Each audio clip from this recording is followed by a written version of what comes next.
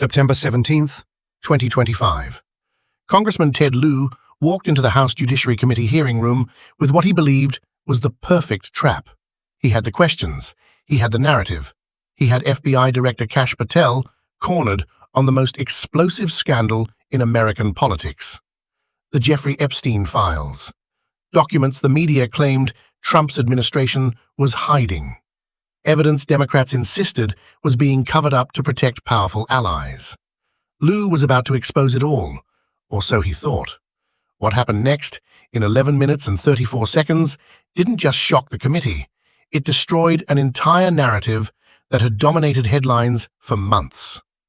This is the moment Ted Lieu's carefully planned ambush backfired spectacularly. The hearing room was packed. Media from every major outlet. Democratic staffers confident they were about to witness a political execution. Republican members bracing for damage control. And Kash Patel sitting calm and composed like a man with nothing to hide. At 10:47 a.m., Chairman Jordan called the hearing to order. The Judiciary Committee, oversight of FBI operations. Standard procedure. But everyone knew what this was really about. Democrats had been building toward this moment for weeks, leaking to friendly media about sealed Epstein documents, suggesting FBI under Patel was protecting Trump associates, creating the narrative of a massive cover-up. Today was supposed to be the climax, the public confrontation that would force Patel into defensive evasions and confirm the cover-up story. Ted Lieu, a former prosecutor known for aggressive questioning, had prepared meticulously. His staff had compiled documents, coordinated with media, planned the questioning sequence to create maximum damage. They expected Patel to do what political appointees always do when cornered. Deflect, claim classified information restrictions, hide behind ongoing investigations, give them the evasive answers that would confirm guilt in the court of public opinion. At 11:03 a.m., Lieu's time arrived. Director Patel, Lieu began, his voice carrying the confidence of someone about to spring a trap. I want to discuss the FBI's handling of documents related to Jeffrey Epstein's criminal network. The room immediately tensed. This was it. The ambush was beginning. Lieu pulled out his first document.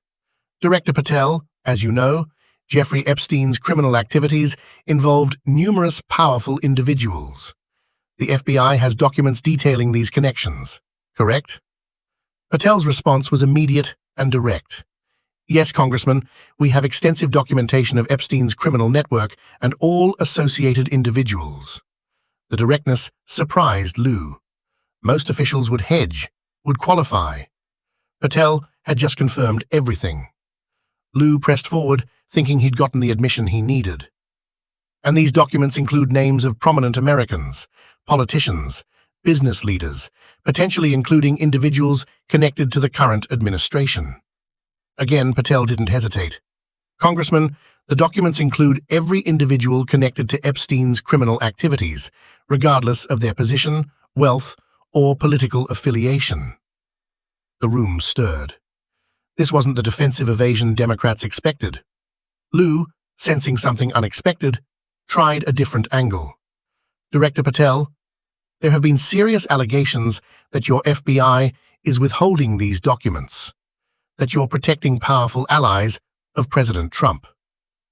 Patel looked directly at Lieu. Congressman, that allegation is completely false, and I can prove it right now. The words hung in the air. I can prove it right now. FBI directors don't say that. They cite ongoing investigations. They claim classified restrictions. They never offer immediate proof. Lieu looked momentarily off balance, but pressed on. You can prove it? Patel reached into his briefcase. Congressman, I brought something specifically for this hearing. He pulled out a thick binder. This is a complete list of every Epstein-related document in FBI possession. Every file, every piece of evidence, every investigative record.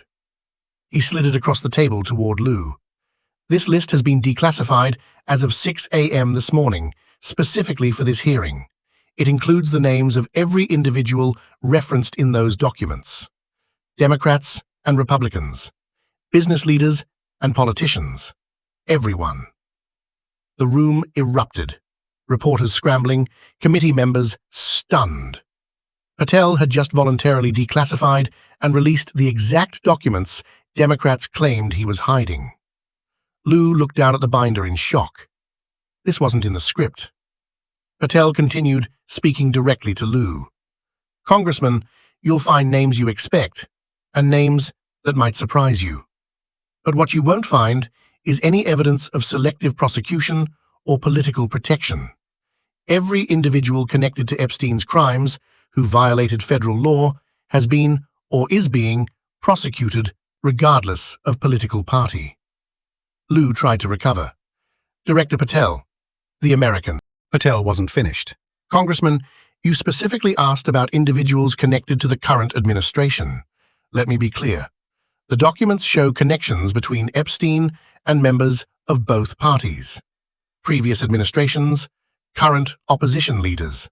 The difference is, this administration didn't try to bury it. Lieu tried desperately to regain control. Director, are you suggesting Democrats wanted to protect Epstein's associates?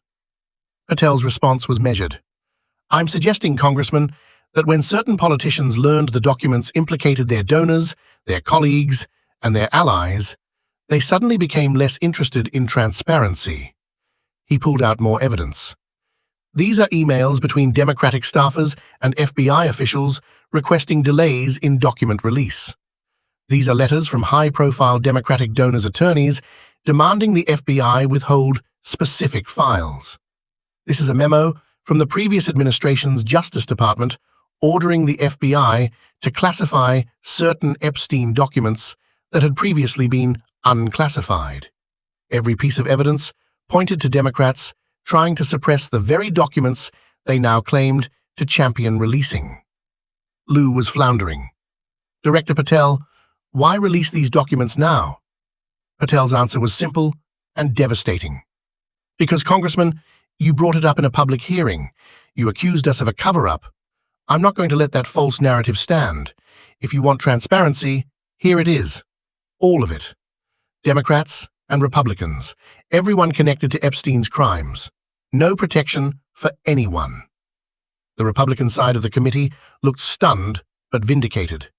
Democrats looked horrified as they realized what had just happened. Lieu made one final attempt. Director, the American people deserve to know why this took so long. Patel didn't hesitate. Congressman, investigations take time. Epstein's network was extensive. We had to verify every connection, interview every witness, build prosecutable cases. That's how law enforcement works, not political theater. The phrase, political theater, hung in the air, a direct shot at Lieu's ambush attempt. Lieu tried to respond, but Patel continued. And Congressman, since you raised the issue publicly, let me state clearly for the record. The FBI, under my direction, has investigated and, where appropriate, prosecuted individuals connected to Epstein's crimes without regard to political affiliation. We have recommended charges against 2 former Democratic senators, 1 current Democratic House member, 3 Republican donors, 1 former Republican cabinet secretary, multiple business executives from both parties, and several foreign nationals. He paused. If you'd like, I can read the names right now in this public hearing. The threat was clear. Patel was willing to name names publicly, including Democrats, including people likely connected to people in the room. Lieu backed down immediately. That won't be necessary, Director. But the damage was done. Patel had called the bluff, had proven the documents weren't being hidden, had shown Democrats had actively tried to suppress them, and had offered to name every person implicated, including powerful Democrats. At 11:14 a.m., Lieu yielded his remaining time, something almost unprecedented. He'd come to destroy Patel and left, having destroyed his own narrative. The aftermath was immediate and brutal. Within minutes, the declassified document list Patel had provided was leaked to media. Names started circulating. Democrats and Republicans, donors and politicians. The narrative of a Trump cover-up collapsed instantly. CNN tried to spin it as both sides implicated, but the evidence of Democratic attempts to suppress the documents was undeniable. Fox News ran continuous coverage of Patel's bombshell revelation that Democrats had actively opposed transparency. MSNBC struggled to explain why their reporting about FBI suppression had been completely wrong. Social media erupted. Video of Lieu's shocked face became an instant meme. Clips of Patel calmly dismantling the ambush went viral. The phrase, "I can prove it right now," trended worldwide. Democratic leadership went into damage control. Anonymous sources started claiming Patel's document release was political theater. But the documents were real, verifiable, public. Progressive groups that had demanded Epstein document release suddenly went quiet when they realized who was implicated. Left-wing media that had pushed the cover-up narrative for months issued quiet corrections. Within 48 hours, 3 Democratic House members announced they wouldn't seek re-election. A major Democratic donor was indicted on federal charges related to Epstein's network. 2 Republican businessmen also faced charges proving Patel's claim of non-partisan prosecution. By September 20th, polling showed 67% of Americans believed Patel had been truthful, while only 23% trusted the Democrats' prior narrative. The political fallout was severe.